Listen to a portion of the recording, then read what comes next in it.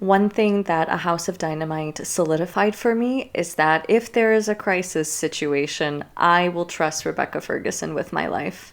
Hi everybody, welcome back. Today we are chatting about Kathryn Bigelow's latest film, A House of Dynamite.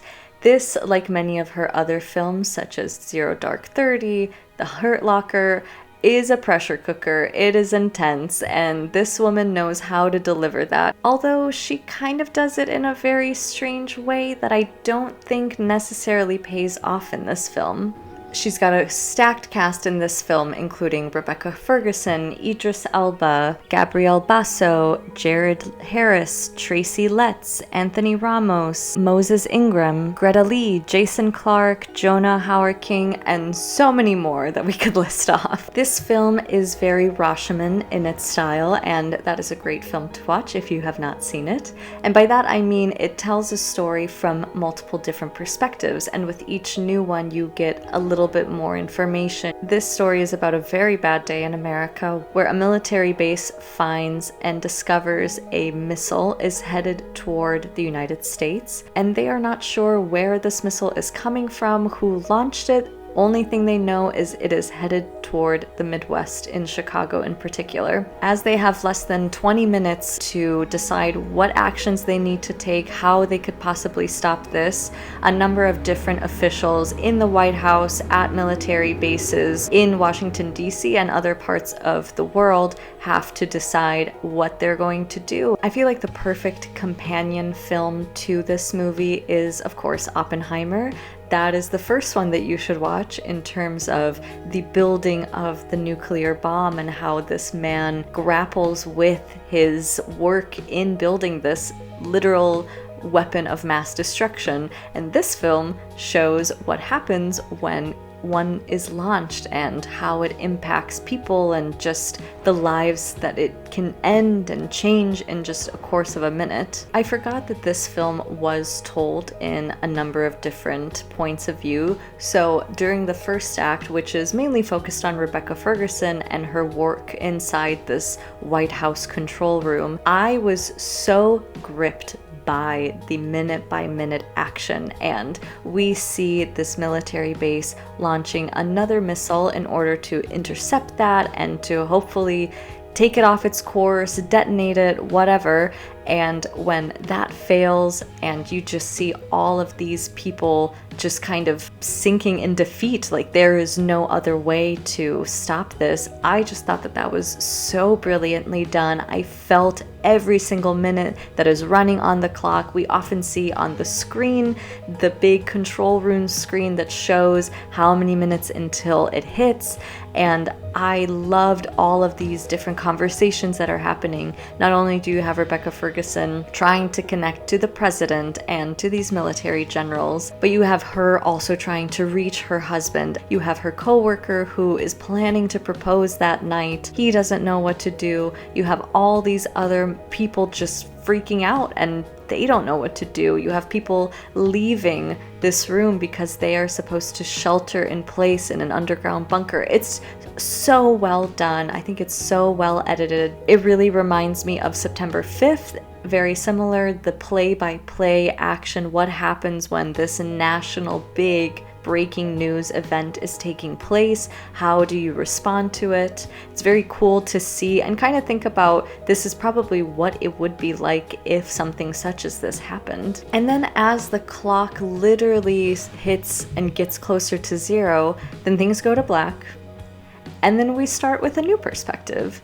And I didn't know that we were going to do that. And so at first I was like, all right, let's see what we're gonna gain with this. Maybe we will see some things that we didn't already know, people we weren't introduced to. And I think that that wasn't necessarily the best option here, mainly because I don't need to hear the same conversation 3 different times. I just think that that very slowly started to lose the tension that was so perfectly built up in that first act, and that was really disappointing. I mean, she had me in the palm of her hands with this film, and I was leaning into my chair. I was getting very sweaty, I was getting very tense, but then okay, we're gonna do it again the second time around. And this time we are going to chat and see what the general, who's played by Tracy Letts, is doing. And his character is more so concerned about some baseball game that happened the night before than really taking this situation all too seriously in the beginning, which is fine, and I think Tracy Letts is great in this film. But you also have Jared Harris as the Secretary of Defense, and again, we're hearing the same conversation from him. We do get some more insight into his personal life, including that he has a daughter who lives in Chicago. There is a strained relationship between the two of them. He's trying to reach her, and same thing, he can't really get through. I do like these bits of personal lives that we get in this film. It's with him, it's with Greta Lee's character, who is out at a Gettysburg recreation with her son, and it's kind of like, what do you do when you get this call? And we're being asked, what is North Korea's current situation like, and are they possibly the ones who could have sent this nuclear missile to us? I like that spruced things up, but ultimately, I don't need to hear the same conversations again. And then it happens an extra time, and it is through the perspective of Idris Elba as the President of the United States. And with that one, we get to see more of his day and what happened before all of this happened. And it was very interesting and cool to see him at a basketball camp with a bunch of young girls. I'm sure it reminded many of a previous president that we have had. And then again, it shifts into this go, go, go mode. And once again, we are hearing him say the same things for the third time. And it's very much in line with Vantage Point. In that film, it is a retelling of an attempted assassination on a president from multiple viewpoints. This film is also very akin to Failsafe from the 1960s. This film starring Henry Fonda, where an error sends these US soldiers into a deep crisis with Russia, and it's all about these attempts to stop an attack. Very much good companion pieces, those two movies. Aside from Rebecca Ferguson's perspective, which was my favorite in this film, I think she delivers a really compelling performance, and especially just the way that she is trying to hold back her emotions related to her family and what is going to happen to them versus literally being in the room with all of these people and trying to plan the next steps. I did like a lot of the things that was going on with Idris Elba's president character. I think that he too has literally the most difficult situation on his hand. What does he do? Does he launch a retaliatory strike? And who does he launch it at? He has literally no information. He is like going from car to car to a basketball game to back to a car to now a helicopter. And it's like, how do you even make that decision when so much is going on around you? So many people are telling you what to do. You do not know any information. The people in the Situation Room have no information either. I loved that bit of tension that was built there. I think that helped bring it back up for me. I did also like this conversation that he was having with Jonah Hauer-King in this helicopter. Jonah is this military official who is basically giving him a binder of, if you want rare, medium, or well done strikes done against enemies, here are your options. And I just love the look on Idris's face where he's like,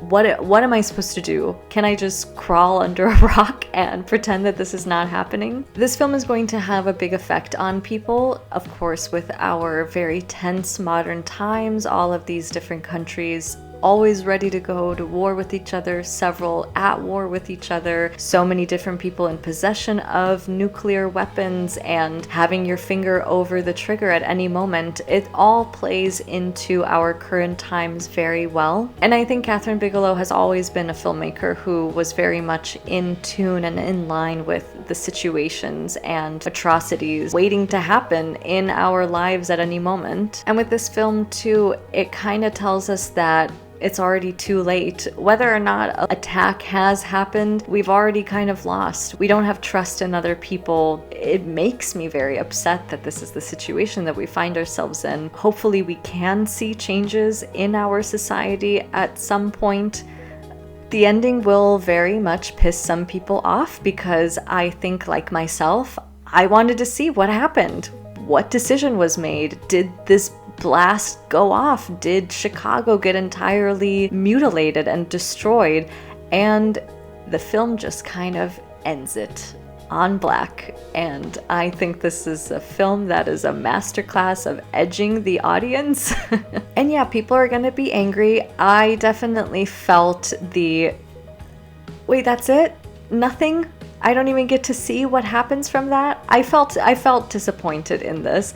I guess she's not going to show a city entirely destroyed. I don't even know how much that would cost and if that was not even at all possible with the budget that they were given. But like, at least give us something. We don't even actually ever see Chicago. We don't see what is going on in the city that day, that morning. Ultimately, it just kind of felt like a slap in the face, kind of a, Kathryn, how could you do that to me? I've seen a lot of people complain about the Netflix sheen for the cinematography of this film. I think it's fair. I don't think anything really stands out to me. It kind of looks flat, kind of looks just very standard to me. I will say that the score was seemingly like unused / reused moments from the Conclave score, which makes sense because it's Volker Belterman who did the score for both films. So that was a bit uninspiring. Overall, I gave A House of Dynamite 3 out of 5 stars. Again, great tension, very timely. I just felt a bit disappointed, and that tension slowly lost me the longer we went on. But I'm very curious to hear what you guys have to say. If you're able to see this in a theater, it's currently out on limited release before it hits Netflix later this month.